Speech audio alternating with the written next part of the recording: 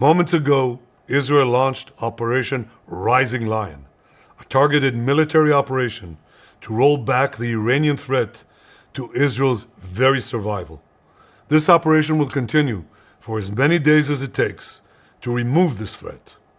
For decades, the tyrants of Tehran have brazenly, openly called for Israel's destruction. They've backed up their genocidal rhetoric with a program to develop nuclear weapons. In recent years, Iran has produced enough highly enriched uranium for 9 atom bombs. 9. In recent months, Iran has taken steps that it has never taken before, steps to weaponize this enriched uranium. And if not stopped, Iran could produce a nuclear weapon in a very short time. It could be a year, it could be within a few months, less than a year. This is a clear and present danger to Israel's very survival. 80 years ago, the Jewish people were the victims of a Holocaust perpetrated by the Nazi regime. Today, the Jewish state refuses to be a victim of a nuclear Holocaust perpetrated by the Iranian regime. Now, as Prime Minister, I've made it clear time and again, Israel will never allow those who call for our annihilation to develop the means to achieve that goal. Tonight, Israel backs those words with action. We struck at the heart of Iran's nuclear enrichment program. We struck at the heart of Iran's nuclear weaponization program. We targeted Iran's main enrichment facility in Natanz. We targeted Iran's leading nuclear scientists working on the Iranian bomb. We also struck at the heart of Iran's ballistic missile program.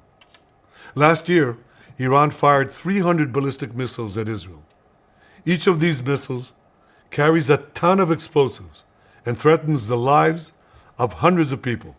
Soon, those missiles could carry a nuclear payload, threatening the lives not of hundreds, but of millions. Iran is gearing up to produce 10,000 of those ballistic missiles within 3 years.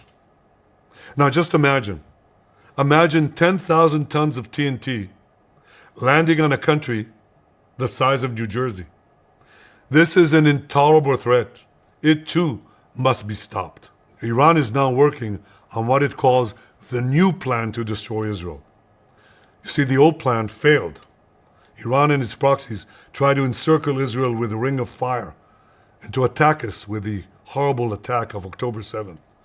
But the people of Israel, the soldiers of Israel, rose like lions to defend our country. We crushed Hamas, we devastated Hezbollah, we hit Iranian proxies in Syria and Yemen.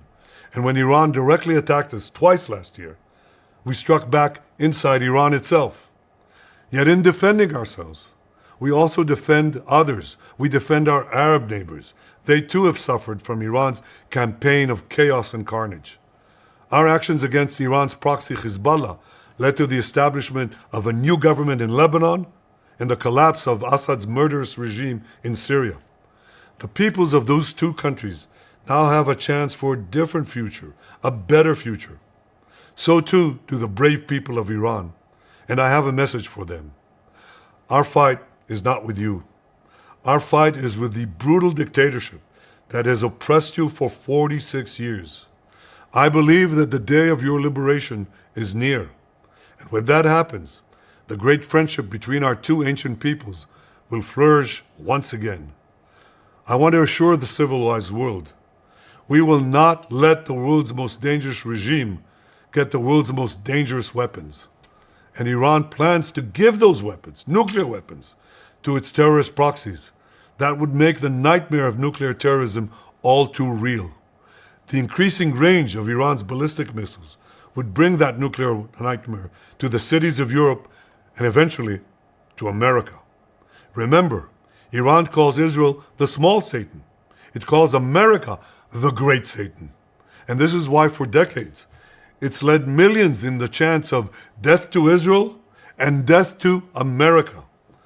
Today, Israel is responding to those genocidal calls with action and with a call of our own. Long live Israel and long live America.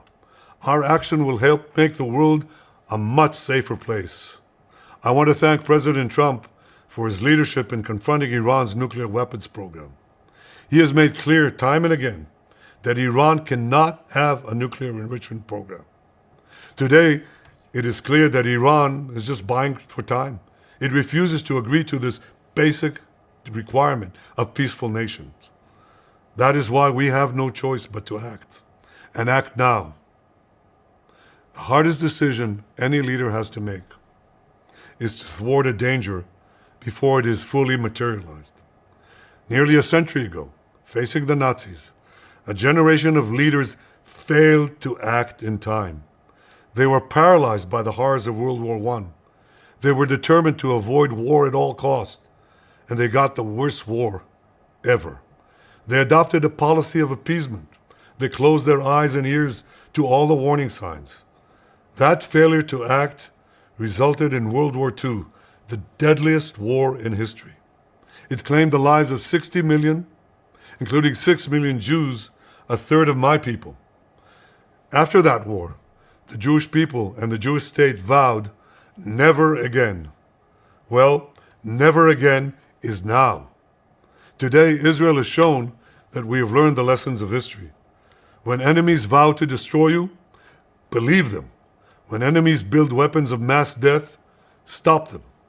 As the Bible teaches us, when someone comes to kill you, rise and act first.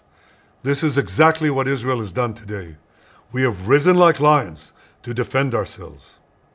Over 3,000 years ago, Moses gave the people of Israel a message that has steeled their resolve ever since. Be strong and courageous, he said. Today, our strong and courageous soldiers and people stand together to defend ourselves against those who seek our destruction. And by defending ourselves, we defend many others, and we roll back a murderous tyranny. Generations from now, history will record that our generation stood its ground, acted in time, and secured our common future. May God bless Israel. May God bless the forces of civilization everywhere. Thank you.